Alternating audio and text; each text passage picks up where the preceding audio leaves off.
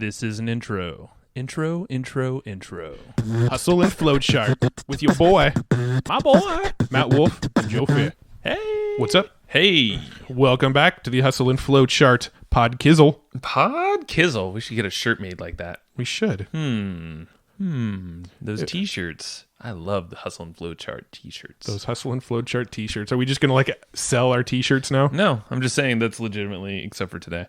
Yeah. One of my common wears. I'm always wearing the hoodie. Yeah. But that's a special thing that we made for ourselves. Yeah.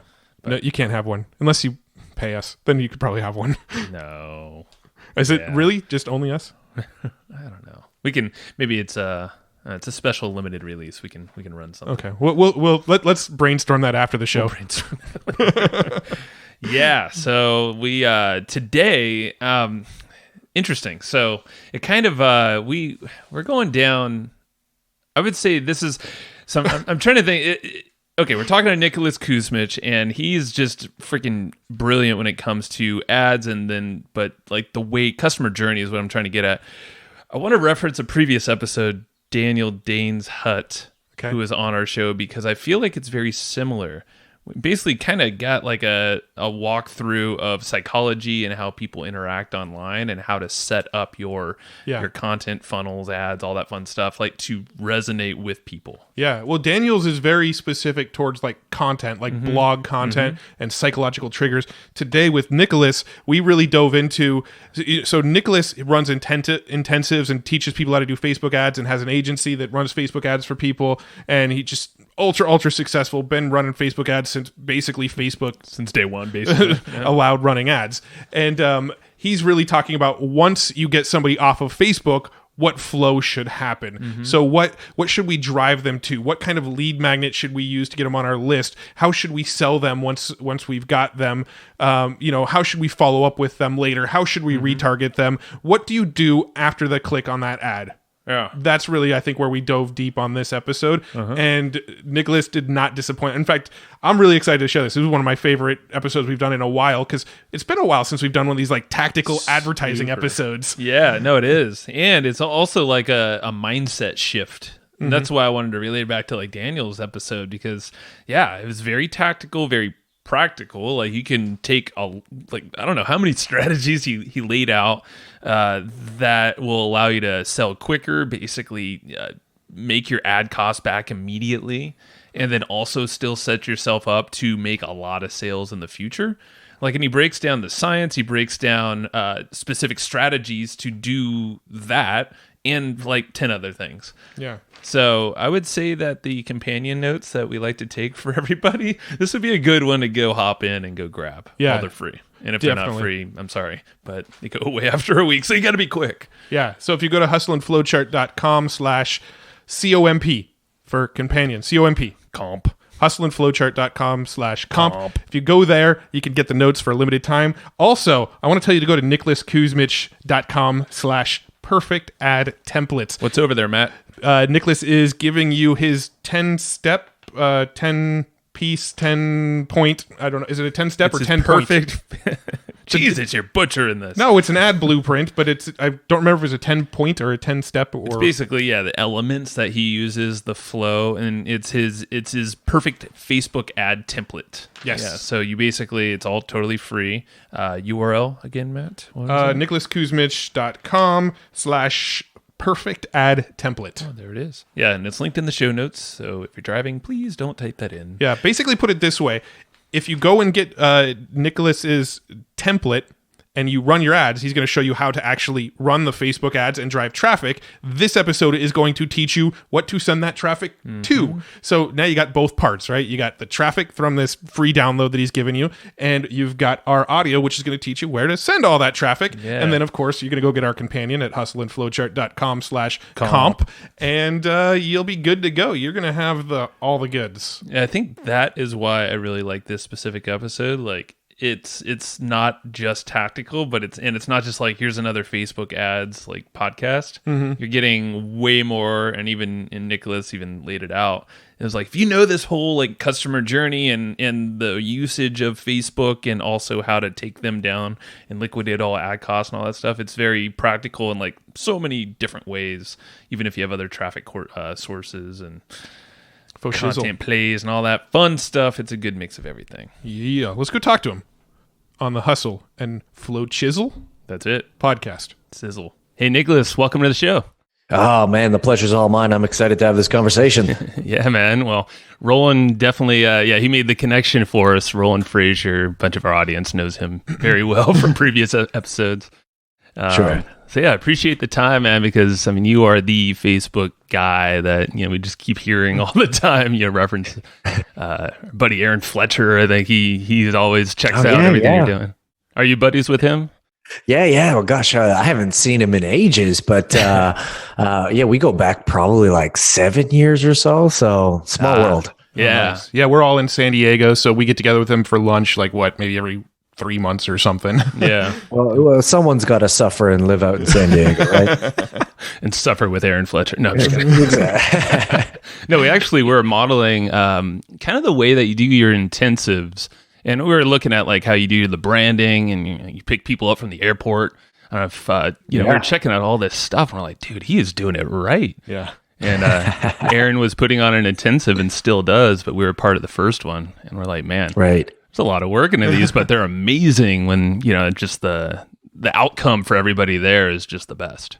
You know what? And then it's funny that you bring that up. Like I was always looking I never just wanted to be a content guy, right? Because the problem is our world is like got so much content. Yeah. And most people don't actually do much with the content. Like unless you put their hand to the fire, they don't actually do much with it, which is kind of frustrating. So I said, is there a way where we could deliver a ton of value and almost, force the hand to the fire to force people to get stuff done? So we were one of the first people like ever to put on this, I don't know if we came up with the term the intensive, but one of the first people years and years and years ago to do this. And just to find the ability to get someone to complete something before the experience is over, rather than making the experience the beginning of a process, proved to be very, very, very helpful. So it was nice to see.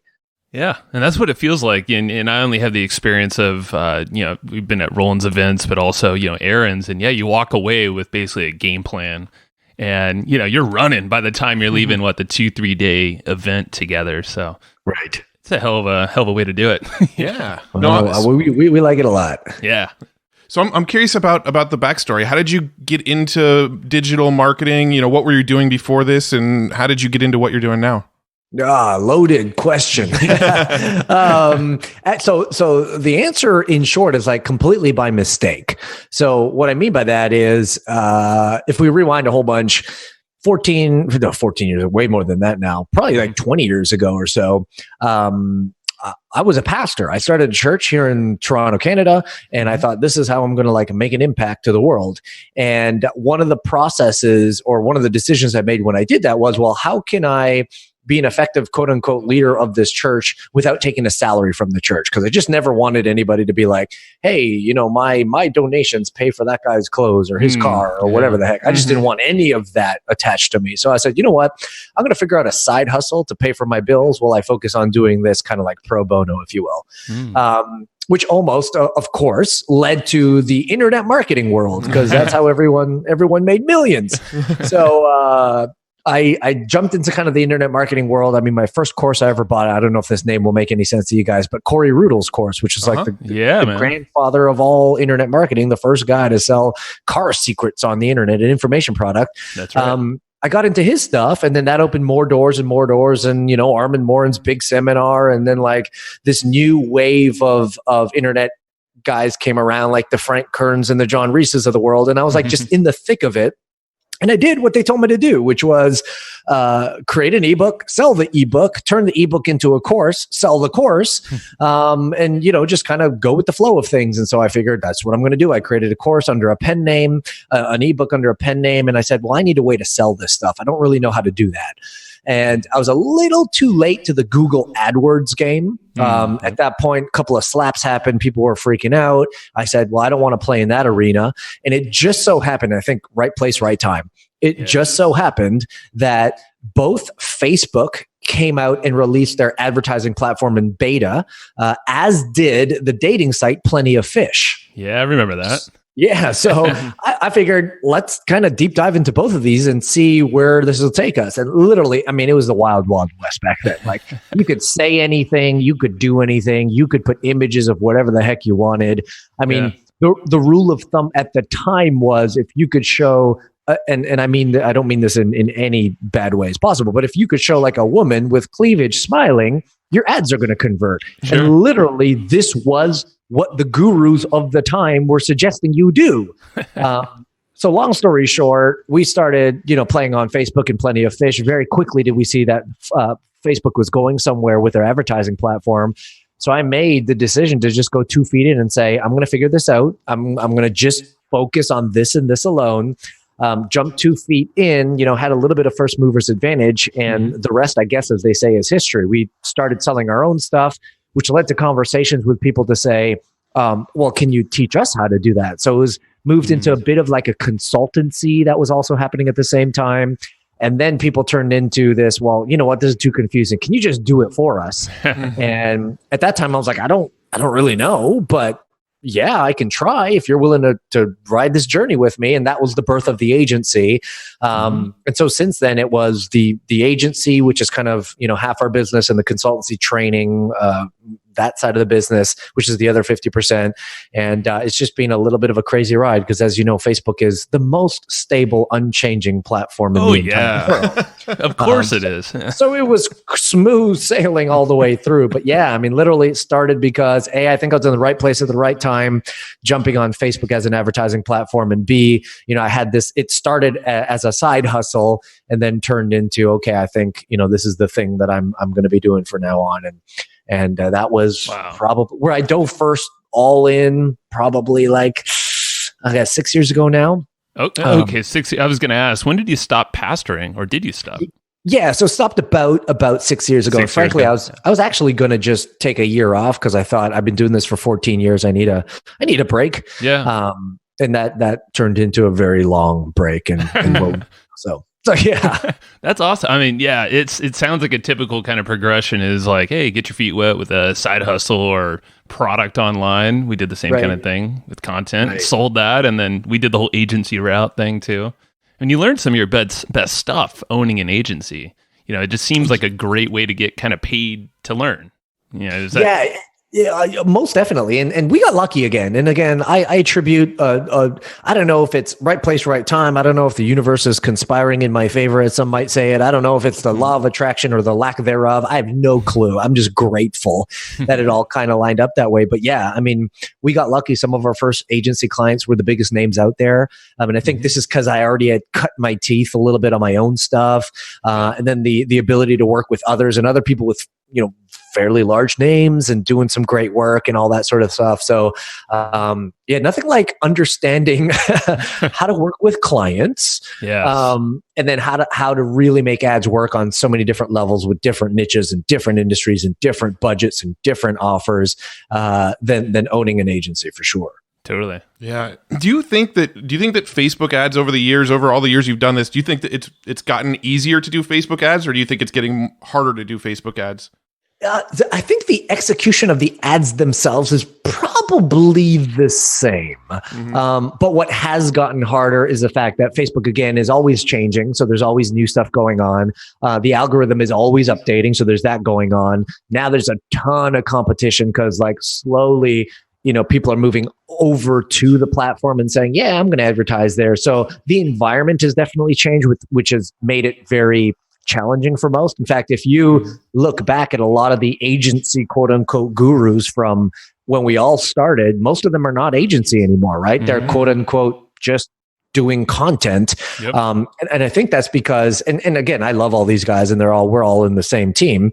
But I think some of them were just like, you know what, forget this. This is way too much stress to stay on top of all these crazy changes and to deal with client work. I'm just going to teach people how to do it so I don't have to be, have my neck on the line every day, day in and day out for other people. So yeah, I think results were a lot easier back then, but that's, I think, just because, again, the environment was a little bit more friendly and there weren't as many changes.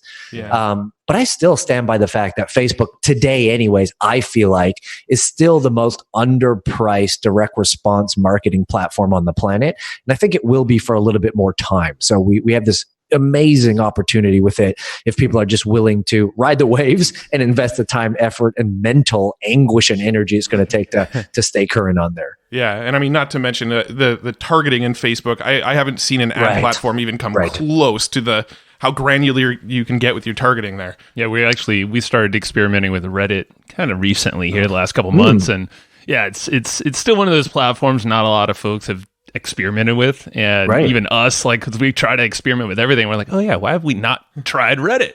But the targeting there, it's getting better, but yeah, not even close. Nowhere near, but some good potential there. It's interesting that you said that it could be, or it is still the most underpriced ads and attention you can get on Facebook. I know a lot of folks think it's just the opposite. So, like, what's your take, and how do you kind of navigate that? Yeah, and I get into these conversations all the time where, like, I'd have a conversation with a business owner and they're like, you know what? Here's what I've been told, man. My audience is no longer on Facebook. They're just not there. I'm like, well, where are they? They're like, they're on Instagram now. I'm like, dude, that's the same bloody platform, right? Facebook owns Instagram, use the same ads manager to, like, run the ads to Instagram. So to me, when I say Facebook, what I'm really saying is, like, the book of properties that Facebook owns, including Instagram, and this is going to, start rolling out even more aggressively, I think, as we go, like the WhatsApp Messenger platform, the Facebook Messenger platform, like all of these, I just consider like the full body of Facebook properties. And I think, again, the reason why a lot of people are saying, no, it's not the cheapest. Well, here's who is saying that, for one thing. If you talk to any of these, like, and part of the language, because I'm a young dude too, so like I might be considered millennial or whatever. But I think we're in there too. Yeah, I mean, kind of, right? Maybe on the border or whatever. Yeah. But all these new school, quote unquote, marketers who, like, never actually licked a stamp and put it on an envelope and sent it in the mail and said, this is what marketing is. Like, when I hang out with my old direct response marketing guys who, like, buy television ads and buy radio placements and, like, lick stamps and place them where you've got to pay $1 for the paper, $1 for the stamp. And you're just like, another $3 for the list that you're going to mail out to.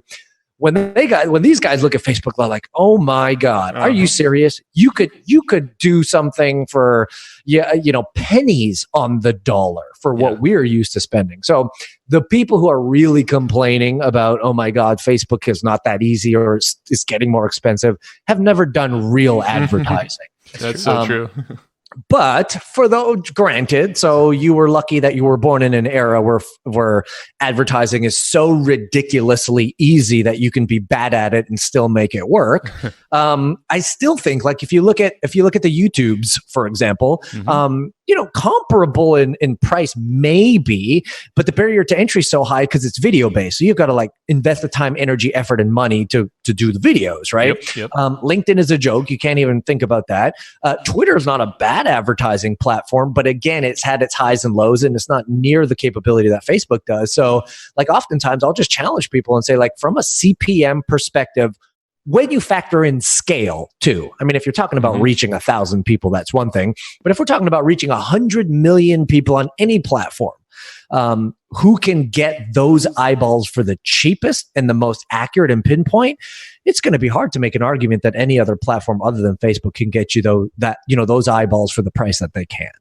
Yeah, no, that makes perfect sense. And just knowing, Facebook's outlay of properties, like you said, and good point with, like, WhatsApp coming, it's not, I don't think that's available quite yet, right?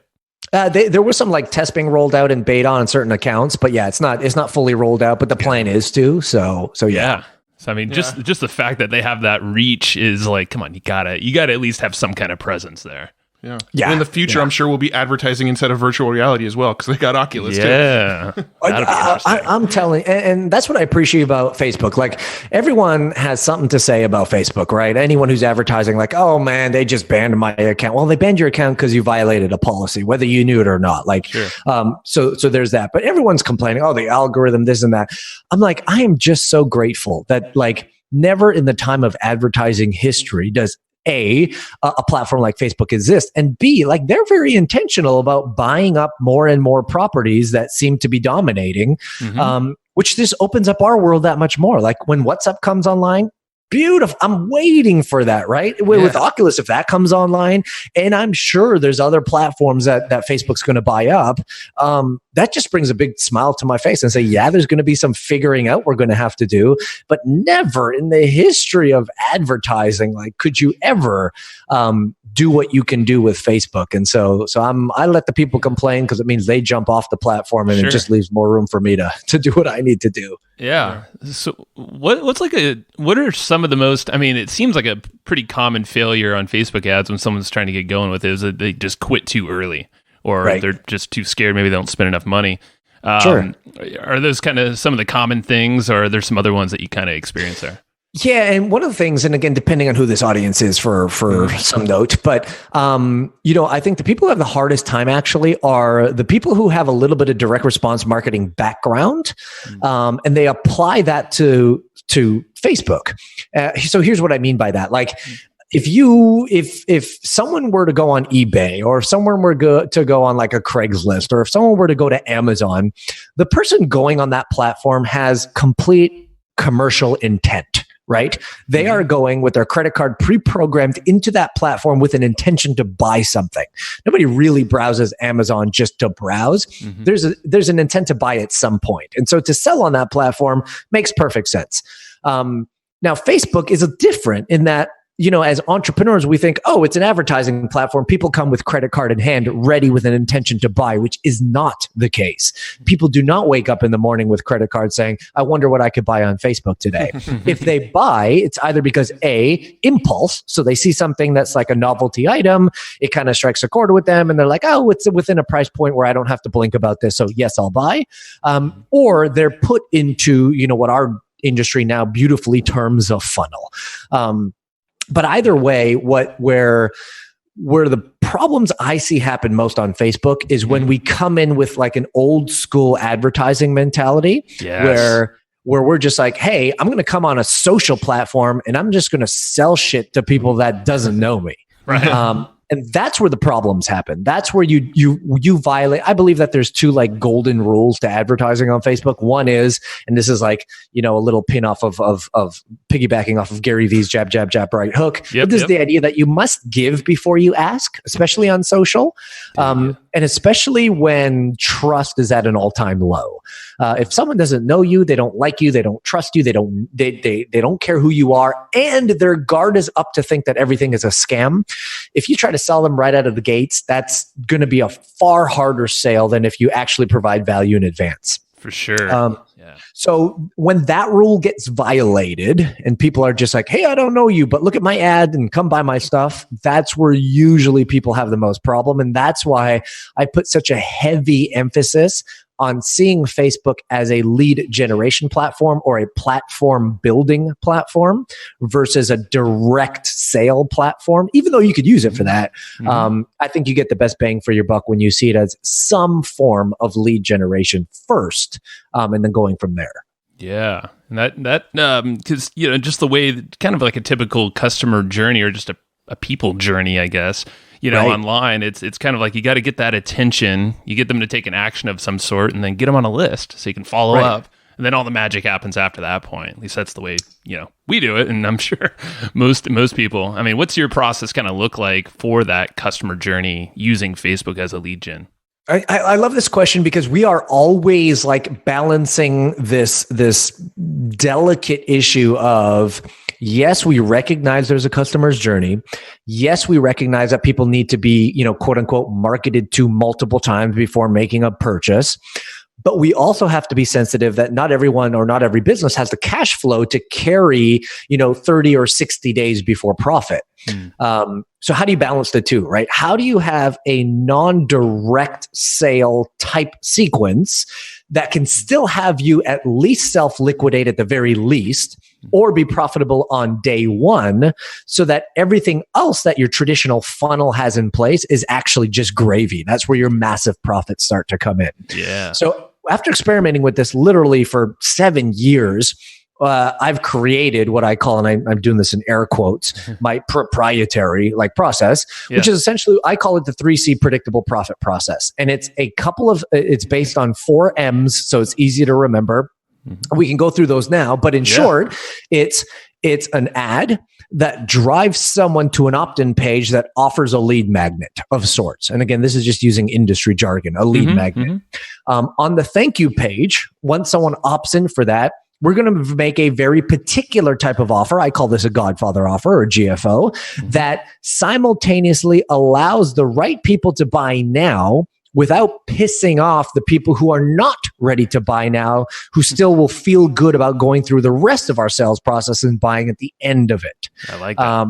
And then we have also a little bit of integration with some retargeting and some email that we do to expedite this process. But in short, we have found that, an ad to a lead magnet, and again, the lead magnet has to be positioned the right way and it has to have the certain things in it, but an ad to a lead magnet to a GFO page, a Godfather offer page that offers something on that page with a particular retargeting and email follow-up has allowed us to become, again, at the very least, self-liquidating within the first 24 hours, profitable by the first 72 hours, and then everything else that comes in through a traditional funnel is now just, what Ryan Daines might call a profit maximizer, things that really just add to the bottom line of our efforts.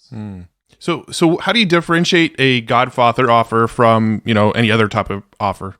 Yeah, so for me, a Godfather offer, and the reason we call it that is because we're trying to make an offer they can't refuse, right? Something that for the right person. And again, I categorize all prospects into 3 categories. The cheetah category for ultra fast, the hare or rabbit for fast movers, and then, or medium movers, and then the tortoise for the super slow movers. So just a little high level to picture this in one's mind.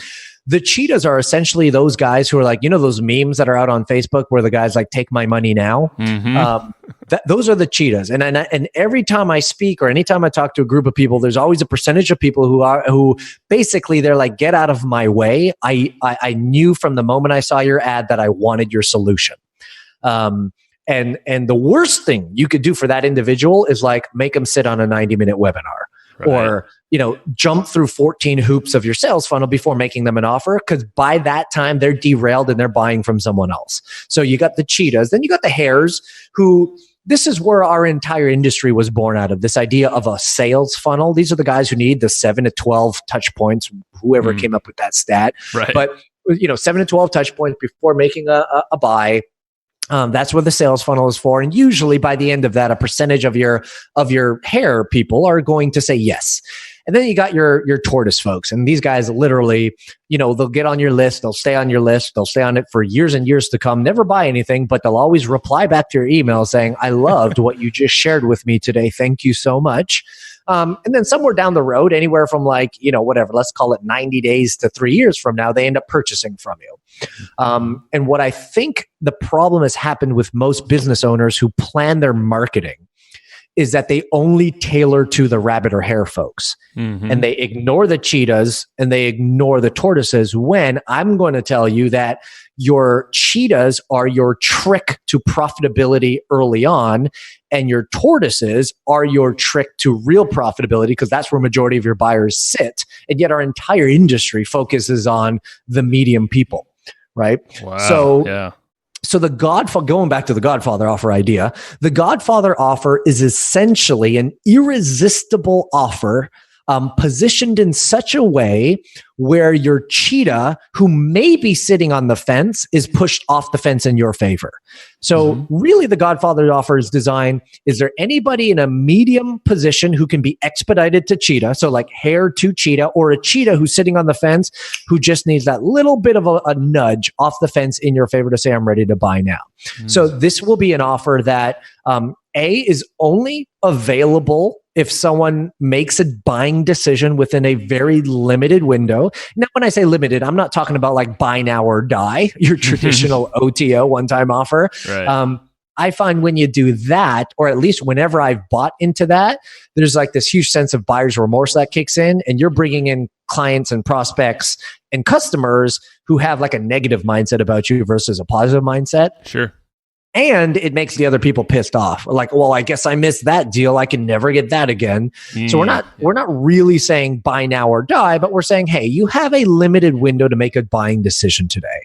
Because I believe one of the reasons why people don't buy from us is because they feel like they have time to make a decision. The longer you extend that time, the longer usually the inevitable decision gets pushed off until, I don't know, how many times have you opened up an Amazon tab and said, oh yeah, I'll get back to that later. It's like later never comes. Later never comes. Yep. Yeah. I don't know how many of those I've had. So we just want to encourage, and we put a little bit of a time barrier on there. And then to me, there's 3 elements of let's call it 4 elements to a great Godfather offer minus this time barrier.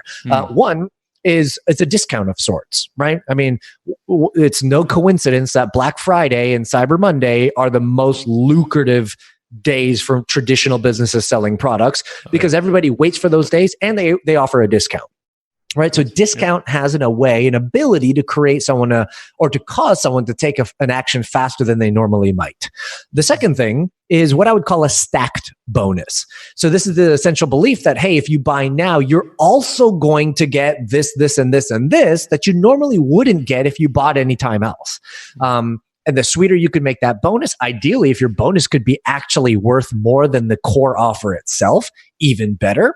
So first, you got a discount. Secondly, you got a bonus. Thirdly, if you can, a risk reversal guarantee. So this is not just a money back guarantee. It's not an unconditional money back guarantee.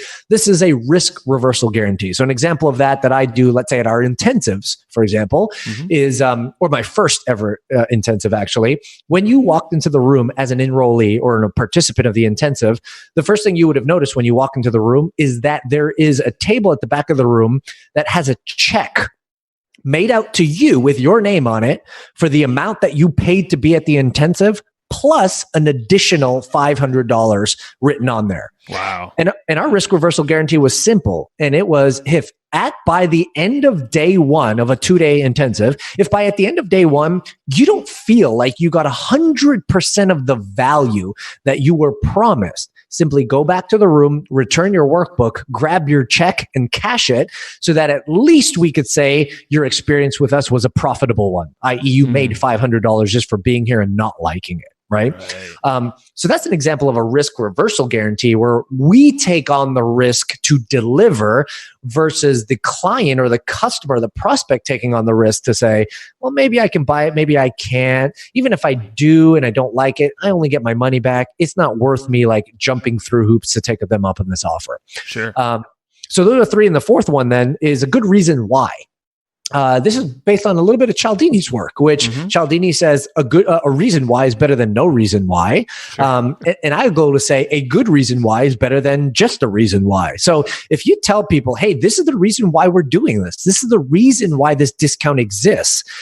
Most people respect that because oftentimes they're already skeptical and they're like, what's the catch here? Like, why is there a discount? Why are all these bonuses? What's happening here? And we tend to find, hey, honesty is the best policy. If you tell people straight up, look, and this is what I do in my videos, in fact, I'm just like, look, guys, here's the reality. The moment you click off this page, the likelihood of you taking the intended action that you did when you came on this page goes down drastically, almost to 0. And I like to reward decisive decision takers. So here's the fact.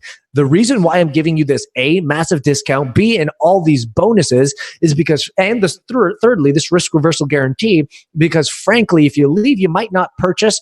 And I know that this can benefit you here. So I want to, again, incentivize a fast action taker so you get the value and so do I, that sort of thing. Yeah. People just respect that and they're like, well, that makes total sense. And so the idea here, again, just going back to the whole concept of it is how do we present something that's tailored to the 3 speeds of prospects without pissing any one of the other speeds off? And how do we get profitable very early running Facebook ads so that we can reinvest those profits back into marketing without having to wait 60 or 90 days before we could see a profit? This process really helps us do that. That is so amazing. I mean, that's, Matt and I were like feverishly taking notes over here as we were listening. But I mean, this whole thing is just human psychology. It seems like you're walking them through this natural process, and inherently personalities are all different. Like you said, cheetah, rabbit, or hare and tortoise, they're all different speeds. Right. And you just cater to them. And what's the makeup of the cheetah and like the hares percentage wise that you've found? You said that the majority of your buyers are tortoises. Yeah, and this is actually based on a study, a consumer study that Dean Jackson brought light to for me a few years back, and it kind of reshifted how we did everything. Here's what the study showed. It showed that 50% of the people who inquire about something end up buying that something within 2-year time period, right? So if this couple went to inquire about a washer and dryer for their home. If 100 couples, let's say, went to inquire about a washer and dryer, 50 of them would buy them within a 2-year time period. Wow. So we know it doesn't mean they'll buy it from the original source that they inquired about, but it just means that they will buy a washer and dryer. Now, of that 50% who end up saying yes, here are the statistics. 15% of them will buy within the first 90 days, and 85% of them will buy between day 91 and 2 years. Now, if you just think about that, that means the vast majority of your buyers are between day 91 and 2 years from now, of all the people who are going to buy from you anyways. And yet most of the internet marketing world, and I use that term loosely, the most of the internet marketing world essentially says, hey, if they don't buy within my first 7-day funnel, they're a dead lead. They're just never going to buy. And we ignore them, right? When statistics are showing that's where majority of your buyers are. So what we have found essentially is the Godfather offer, what percentage of people will purchase within that first little 3-day time frame, let's call it. We have seen we will know something's wrong if at least 3% of cold traffic is not buying. Got it. Okay. And again, keep in mind, this is half contingent upon the offer, on the price. Like if you're offering a $27 product versus a $2,700 product, that would skew the numbers a little bit. But we're looking a minimum of 3%. And in my world, at least for my particular funnels, we've seen as high as 19%. Wow. I know that's a big reach, but essentially we'd say, we'd want to turn it off if, at least 3% of the people aren't buying within that first little window there. Which it may not sound much to the person who doesn't do much marketing, but 3% on cold traffic is pretty darn good, because most people are like, I got 1.5%, and I'm happy with that, right? Sure. So this way, we really see everybody through the process really benefit. And when you actually push it out to having a strategy that caters to the tortoises as well, that percentage jumps up drastically. We're now talking like 20 to 30%.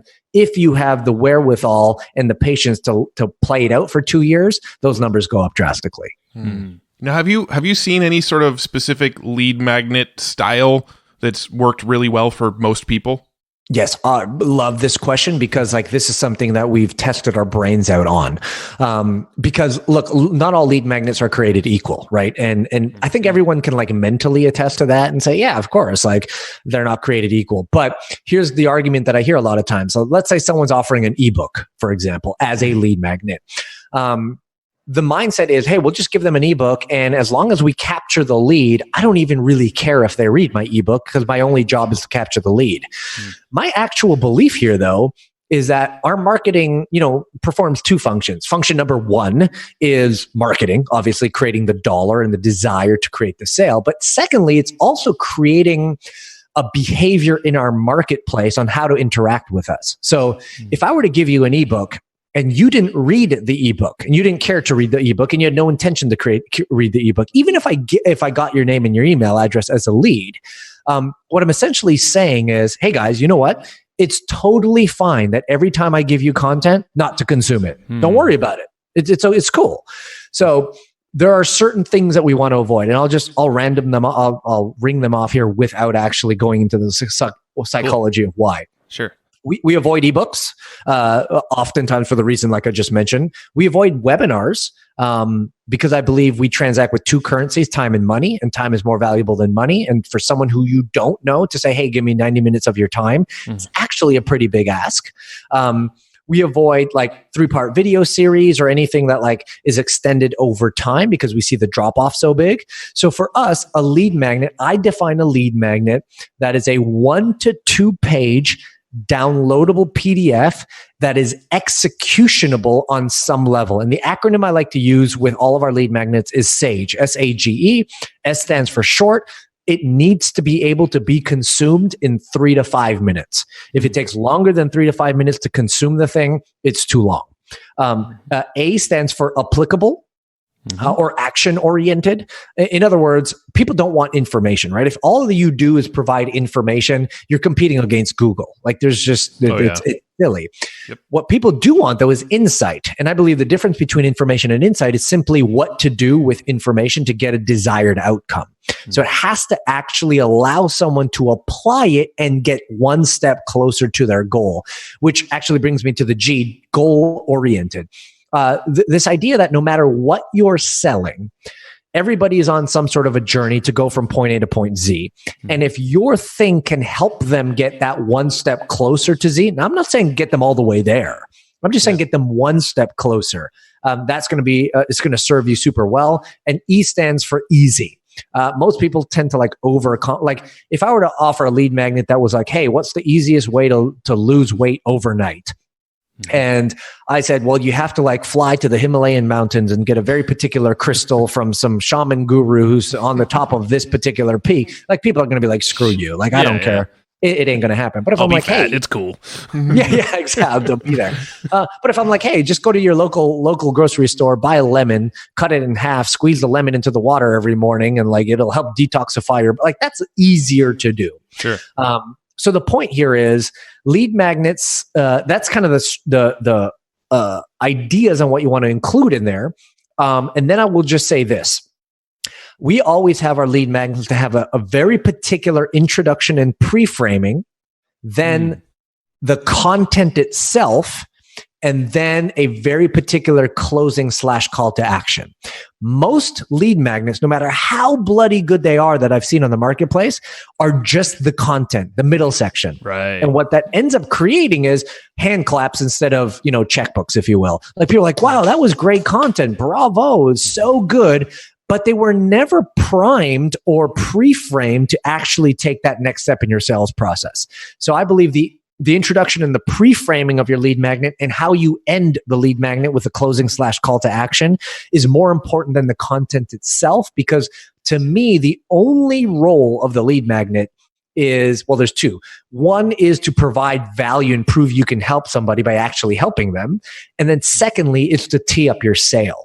And if you're not doing both of those, then essentially you're going to go to a whole bunch of people who end up being leads but never customers. And that kind of defeats the entire purpose. Yeah, then all your follow-ups they're just going to fall on deaf ears if you've not trained them to actually consume the content and pay attention and take action and all of these things. Yeah, it just makes perfect sense. Right. I mean, yeah, if we didn't do it right, no one would be listening to these podcasts. Totally useless. I love that. No, and there's just so many different things here. I like the Sage thing, and I know you have the perfect ad template. And yes, that was what's the URL to that? Because I know you were going to give that away here. Yeah, sure. It's it's nicholaskusmich.com/perfect ad template. Pretty straightforward there. And that is our 10-stage ad writing formula. So one of the greatest frustrations we have faced, and we've heard from the marketplace, is that moment you log into your ads manager, you look at, where you're supposed to type in the text, and you just see that blinking cursor staring back at you, being like, come on, what do you got? Go ahead, write. Nothing more frustrating than that. And so over time, what we've discovered is a simple 10-stage ad writing formula that goes literally from step 1 all the way to step 10. You just follow the template based on 3 core principles. I call them look, hook, and took. Capture attention, create connection, and give a call to action. 90% of the ads that we write follow this formula. It's what we teach all the time, and no one would ever feel stuck now saying like, I just don't know what to write for an ad. Now you can know exactly what to write and get high conversions every time you do. That's awesome. Cool. Yeah. So we'll link that in the show notes. I just wanted to give a little shout out there because I'm like, this is perfect case study people can go check out to see exactly what you're explaining here. Well, and that too. Yeah. It's a double whammy, Right. So yeah, there's so many cool things. And going back to the Godfather offer, I think it's just so powerful because it seems like that would be the perfect tool for someone to use if they are just, if they have a limited budget or they've been gun shy to keep an ad going for longer than 7 days or something like that. You can actually fund this thing now. So even if it's like 15%, like you said, or from that study, that are the cheetahs, boom, well, that's 15%, of more, dollars you can put in your ads to elongate to get to the 85%.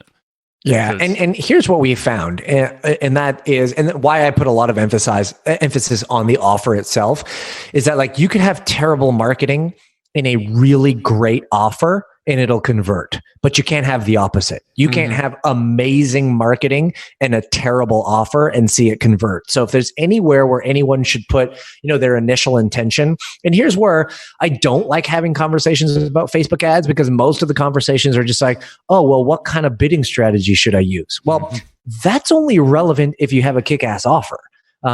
If your offer is garbage and is not converting, you could have the best bidding strategy in the world and you can have the best image in the world and you can have the best ad copy in the world. But if the offer is not there, you're just not going to see the return. So I think people should see this from a holistic standpoint and realize that Facebook is one part of the puzzle, of course, but when we're looking at it, at least where I put my focus is the quote unquote top of funnel strategy. It's how do we take a cold prospect who doesn't know you and get them to transact with you within 72 hours? How do we do that? And that's a combination of good ads and good offers, obviously. And that's where you start to see, okay, well, maybe I can make this Facebook thing work.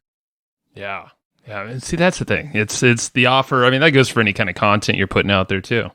Crappy crappy offer. Right, Good luck with that content. Yeah, right. Now, how much are you doing below the top of funnel?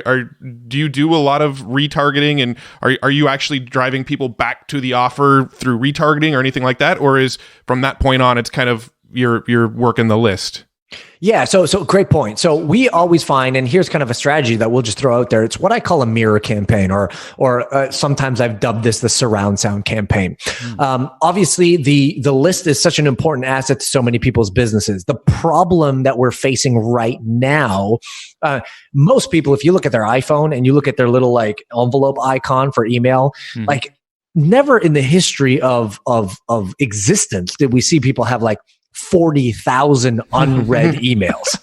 Right. That is just ridiculous. Now, I'm fortunate enough where I can maintain inbox zero through a lot of discipline and some certain systems, but the average person has hundreds of unread emails. So, as much as the leads list, the email list is important in and of itself, the problem is it is becoming like a degraded asset only because of volume, right? Most people are just so overwhelmed and email open rates are going at an all-time low. Yeah. So the question that I've always figured out or wanted to figure out is how do we balance the fact that email is an important thing and it's proven to work over and over and over and over again. But how do we layer on another strategy that's going to get us the same results as email and kind of piggyback off that? And it's what we call a surround sound strategy, or again, the mirror campaign. And the general rule is this. Obviously, if you don't know this, you should, that you can take any database that you own and upload it to Facebook as a custom audience. This should be true of your customer list. This should be true of your leads list. This should be true of your suppression list. Any kind of data that you own should be uploaded as a custom audience to Facebook. So here's our general rule of thumb once you've done that. Is that every core piece of content that ever goes out via email, and you can decide what you determine as core pieces of content, right? If you're sending 3 emails a day, they're not all core pieces of content. But if you send a notice once a week, maybe that's core piece of content. But the rule is this: whenever you send out a core piece of content, you mirror the content of the email by means of a Facebook ad, and you drive that ad to the exact same custom audience. And what we have found happen now as a result of that is this weird kind of synergistic thing where the click-through rates increase on these ads, as does the email open rates. And I think what is happening is someone might see it in their inbox and ignore it, and then they might see the ad that reminds them of that, and they're like, oh yeah, and then they go open the email, or they go click on the ad, or vice versa. Yeah. But the case in point here is we're not just relying on the one channel now to get that message out, i.e. email. We now have 2 channels at minimum. Now, if you add in text messaging, you have 3 channels now. But let's just say Facebook retargeting for the sake of this conversation. Now you're doubling your chance of having people see that content, click through, and then take the desired action. So the short answer to, the long answer to like, are we doing retargeting on top of email? 100%. And that strategy changes slightly within that first like Godfather window, which is a little bit more aggressive because we have a short time to get specific ads in front of people during that window. Right. And then after that window expires, we're doing a lot of what we'd call mirror campaigns to match the emails to drive people back to our offers. That's really cool. It's basically like email retargeting. It seems like. Yeah, exactly. I like that. So what would you like, would the title of that ad, obviously there's a lot of different types of ads, but would that be like the subject line, for instance? And then so because a lot of people who do email obviously are investing heavy into the subject line, and they know all the psychology of email. So yes, your subject line would end up being the headline of the ad. Your copy, depending on if you're a long email guy or a short email guy, but your copy would at worst just like mimic the overall essence of it, or at best be a word for word copy and paste, depending on how you write. And then your call to action would be the same. The link would drive to the same place. The only difference is if you don't use a creative in your email, you'd have to come up with a relevant poppy image that could work on your ad. Because that way people will stop and actually read it, and it's going to work much better than just text. Yeah. I love it. Have you experimented at all with the messenger bots? Yes. And, Seth Godin, I believe, was the guy who said that like marketers ruin everything. Yep. Yeah. So that's true. That's true of bot stuff. Like when bots first came out, everyone's like, oh my God, the new holy grail of advertising, like 100% deliverability rate, and everybody loves it, and blah, blah, blah, blah, blah, which was true for the first 5 minutes. Exactly. And then the marketers took a hold of that, and Facebook actually caught on. And currently there's some discussion of whether they can fix this or not. But Facebook is in talks about like having a messenger promotional tab, just like Gmail has a promotional tab. So anytime you get a message that seems promotional in nature, Facebook will automatically filter that into a promotional tab, very similar to like these other like filters that we have in our messenger box that we don't even know exist, like requested messages or whatever, which would be extremely devastating to anybody who does messenger traffic type stuff. But long and short of it is, in all of our tests, we have found that messenger ads tend to work best as middle and bottom of funnel strategies versus top. I think this is true because at this point, the person has some sort of affinity with you. And so if you're like middle of funnel, pushing someone to content, or bottom of funnel, pushing people to the sale, at this point, they should have, in a perfect world, ideally already received value from you. So they're not kind of resistant to clicking on or responding to something that you see in their message inbox. But right now, and again, I don't know about you, but anytime I see a messenger ad pop up of any sorts, I immediately ignore it because I'm like, okay, this is going to be they're going to suck me into their little bot magic, and I'm going to be harassed for Kingdom Come. But the market is typically different. But yeah, you're right. Yeah, for us being the marketers, we're like, I see what you're doing here. You're right. So I like them, but again, I think our best usage thus far has been middle of funnel, bottom of funnel versus top of funnel for messenger type ads. Oh, and I could totally see Facebook doing like a promotions tab. Because I mean, Facebook obviously knows whether a message was sent via an API versus via in their actual platform. So they have a pretty easy way to segment, I guess. Easily. Yeah. I have sort of a selfish question. Are you still doing a podcast? You had like the Accelerated Results podcast. Is that still going? Yeah. So yes and no. So the whole point of that was to see if I could have another channel, that I could distribute content on that could be as automated as possible. So the whole vision behind the Accelerated Results podcast, which yes, it technically still does currently exist. We're working out some technical bugs, but was to the point where it didn't have to be a real podcast in the sense where I didn't have to interview people. I didn't have to pretty it up and make it perfect. It was literally, I would record content. I'd put it into, we literally have a Google Drive folder called Content Machine. That would set off a bunch of automations, including pushing that content to YouTube. It would push it to SoundCloud, to iTunes, and all the rest of that.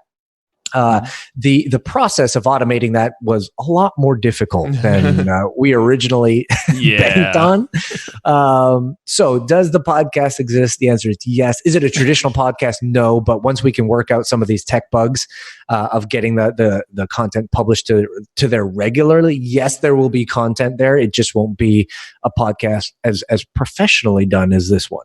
I love that. Appreciate that. You sound like me. I always try to figure out these little like ninja automations to make stuff. That's what I do in my free time, is try to figure out how to build stuff like that. I love it if it works, right? But if it works, yes. Always harder to work than we originally planned. Exactly. So, a follow-up question to that. How would you go about promoting a podcast on Facebook ads? There's where kind of the selfish question came in. Kind of curious what you do there. So it's a little bit tricky in the sense where people have asked us to help them with that all the time. And the tricky part with it is the fact that you can't actually track your KPIs. Because for the most part, anyone who has a podcast, one of their KPIs is either, a new podcast download or a new subscriber. There's no way to drop a pixel somewhere on the back end of iTunes to let you know every time someone has done that. So the only real way to track any sort of anything that's similar to that would be clicks, right? And even clicks is not going to be all that accurate. So there would have to be, I'm always looking for a way to double dip somehow. So if I were to promote a podcast, I would probably do it on the back end of a lead generation play, because at least I would generate the lead, which would be a valuable asset to me. And then from there, I could say, oh, well, by the way, also, get this out there, subscribe to the podcast. Dean Jackson, I don't know if you're familiar with his super signature idea. Not that one. No. Don't think so. Okay, so what I love about this is Dean Jackson came up with this concept called the super signature, and it's at the end of every content. Well, I say at the end of every content piece, but he does it at the end of every email. But at the end of every content piece, he ends by saying, P.S. Whenever you're ready, these are the 3 best ways I can help you. And so for him, he's got a podcast too, More Cheese, Less Whiskers. One of the ways is, hey, come subscribe to the podcast or even be a guest on the podcast. And that's one of the ways he can help you. The second is come to a meetup or whatever, or thirdly, buy my course or whatever, right? So the idea is when I did have the podcast, or, whenever I have a lead magnet or an intensive or whatever it be, every time I put content out into the world, you'll see a super signature of sorts at the end of that.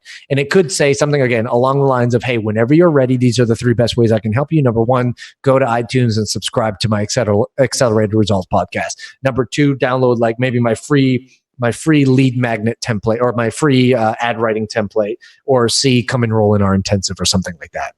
So I would always, if I was promoting a podcast, on the front end, cold traffic would be some sort of a lead gen play where the back end somehow would be double dipping and saying, go enroll in the podcast. And I'd put that in front of them as much as I could. And then I would actually dedicate a clicks campaign for retargeting or remarketing. So anybody who's somewhat warm to me, I'd come up with some, great copy that would encourage them to say, hey, my best content actually lives on my podcast. And these are some of our previous guests. If you haven't already subscribed, click here and go subscribe. And I just put a low daily budget that would auto feed that to my warm audience on a regular basis. That would be how I would do it kind of on the back end of things. Oh, I love that. That's awesome. That's all. I love that super signature concept too. That's so cool. We just looked it up actually on one of your blog posts. The 1% changes everything, which is cool because it says War Room. We were actually there last month with Roland. Nice. But yeah, I saw the example of the 3 best ways I can help you out. I'm like, there you go. Yeah, there it is. And literally, you could do that at the end of a podcast. You could do that at the end of an email. You could do that in the end of a blog post, whatever. It'd be a Facebook Live. And there's beautiful unwritten psychology about that. You're not saying, hey, come buy my stuff right now. Right. You're just simply saying, hey, whenever you're ready, these are the 3 best ways I can help you. Assuming that at some point they're going to be ready. Secondly, that you are always ready to help them. And third, them to assume that when they are ready, these are the soft ways that they could do that. We have found like every time content goes out, even though the content itself is not promotional in nature at all, it still creates and generates transactions because of how that's positioned. I love that. Yeah, it's actually one of our personal missions to figure out how to bring podcasting into like the current era of technology, because a lot of that stuff is so archaic when it comes to tracking. We actually did find one resource that you might think is kind of cool once you get the podcast up and going. There's a website called Podsights, Podsights. Okay. And basically what you do is you take your RSS feed from your podcast, you plug it into their site, they give you a new RSS feed, and that new RSS feed is what you serve to iTunes and Spotify and all those places. Now, their RSS feed actually manages to collect IP addresses in the background when somebody listens to an episode, regardless of what platform they listen to it on. And supposedly, you can actually take this CSV file of IP addresses and upload them as an offline conversion event inside of Facebook. Well, now, see, that will open up an entire world for podcasters who actually want to promote podcasts. Yeah, that's that like is fascinating. Yeah, if we can start doing that, and it's still like, because that company, it's like buried on their page. It's not even a big selling point. I'm like, oh my god, that's a massive selling point. Yeah, no, that company's whole USP is that they help you with your analytics for sponsorship reasons, so that you can give data to sponsors. But they, like that one feature of you can download the CSV file of all of your listeners' IP addresses and upload them as offline conversions, it's literally buried in their sales page with like one single sentence that you can do that. Yeah, that should be on the forefront, unless we want to keep this a secret. But I mean, this is actually the first time we brought it up. Yeah. I mean, but that changes the game, right? Because like one of the sticking points for a lot of people who advertise is, again, they're not measuring their metrics. And if you don't measure your metrics, like what on earth are you doing? Which is one of the reasons why like we could never promote a podcast properly, or we could never promote like a book on Amazon, because there's just no way to track it. But with something like this, like that can change the game for all these people who have podcasts, including myself. 100%. To be able to get an idea and start pushing people there. Yeah, and that's the podcasting space. They're not really thinking marketing yet. Right, they will, right. But as for now, it's like, just kind of try to do it yourself. You mentioned the book. I know you have a book called Give. Yeah, you want to give a shout out there about it? Yeah, well, so here's the thing. Like, I had no intentions ever to write a book, and writing the book was like one of the hardest things I've ever done. I've done some pretty hard things, but this was just a lot of work. But the case in point was, like, people ask me, like, if you were to just summarize everything you know to be true about Facebook advertising into a book, could you do that? And that's what Give ended up being. It was like, and again, I'm going to be the first to like let everyone know, this is not necessarily tactical in the weeds. This is the button you push on Facebook. Because if I wrote that book, the moment it was released, it would have to be rewritten 400 times because of Facebook. So this is like my higher level 4M strategy that we didn't really get to dive too deep into, but some of the things we talked about here is covered in much more depth in the book. And so if you're either making Facebook ads work for you right now and you just want to figure out a way to get even better results, or you're just like, I don't know if Facebook's right for me and can it work for my business, it'll be just as valuable to you as a person who's spending millions on Facebook, because it shows you kind of a ticker into my brain on how I approach Facebook, which is oftentimes pretty different than how most people do, and we'll give you kind of a leg up in that way. Awesome, man. Yeah. So Give, I know it's on Amazon. Is there a better way to get it, or is that the best? That's the best way. But please note, I get all these people writing in our customer service like we ordered the book and it didn't arrive. You got to take that up with Amazon. Like, yeah, right. Yeah. Amazon is shipping the book, not me. But Amazon. We let the channel of Amazon deal with all that for us. Sweet. Awesome. Well, this conversation has been amazing, and I want to be respectful of your time. I feel like I could go a whole nother hour on this conversation. I think we got through about half of our notes here of stuff that we thought would be cool to chat about. So just we'll have amazing. to book an encore. Yeah, man, we will. That's super cool. But we do have a few last minute wrap up questions before we let you go. Do you have like a marketing tool stack or tools that you just couldn't live without in your business now? Ooh, no. I mean, I'm yes and no. I mean, but the tools always change, and there's always like new and better technology that are coming around. But if anybody is like looking to better their quote unquote marketing advertising game, I would just say like invest in the classics, right? So like one of my favorite books, for example, is like Breakthrough Advertising by Eugene Schwartz. It's been out of print, and you can only get it through Brian Kurtz and all this other fancy business. But like those old school guys who just kind of like knew how to do it when things were tough. Just makes marketing so much easier when you can do it, now when it's easy. Yeah. Love it. So you you're not answered. No. I was going to say you're not using any tools like Adespresso or Quia or any of those kinds of things. No. We old school like that. We just go into the ads manager, and the reason for that, and I'll just provide a little bit of light, is because we like to have full control over how we do things. And oftentimes when you use another tool, they have a way that they like to do things, and they cover it under the guise that, it's so much easier. One push of the button creates 400 ad sets. I mean, technically I can do that in Facebook Ads Manager myself if you just know what buttons to push. Sure. So yeah, we like having full control over it, and that's why Ads Manager is our way to go. Yeah, and I agree with you. We don't use any of that stuff either. And I mean, the way Facebook has sort of evolved as well, right? With campaign budget optimization now, you can kind of do the same stuff. Now Facebook has split testing. You can do the what is it? The dynamic creatives and stuff. So I mean, you kind of get the same stuff now, just built automatically in. Yeah. I love it. It's scary to build a tool on top of a big old platform like Facebook. Yeah. Well, you answered the other question that we always ask, favorite book. So that's Breakthrough Advertising, Eugene Schwartz.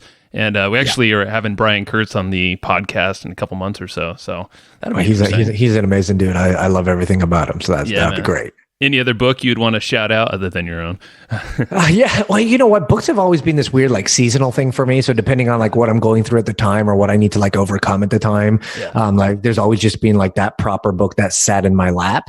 But yeah, that's why I like to go back to like the classics, like Breakthrough Advertising or like Scientific Advertising. Some of this stuff that just is not going anywhere, and the application of it is like cross-platform, like cross-generational for that matter. Generational, yeah, it's even bigger. Yeah. Awesome, man. Well, cool. This has been amazing. Yeah, and maybe we'll do a round 2 pretty soon, or in the future. We'll give it some time to breathe here, but this is super cool. We'll get some feedback, I'm sure, from a lot of folks. So you've got nicholaskusmich.com/perfect ad template. That's where they can go and get the 10 that's the 10-step ad template, right? Yeah, that's both a 10-step ad template and your way to kind of like funnel hack my process to see how we do things and why you want to do them that way. Absolutely. Love it. Is there anywhere else you'd want to send them other than that, or just go there? Well, no, I mean, that's the best place if you want the ad writing template or to like see how we set things up. I mean, if you are like serious about wanting help from me, the best way I could do that is through my little membership community called The Council. And that's at nicholaskusmich.com/The Council. You can read all about it there, but that's like, if you want access to me and some other really bright, intelligent minds on a daily basis who can really help push through things for you, that'd probably be the best place to go.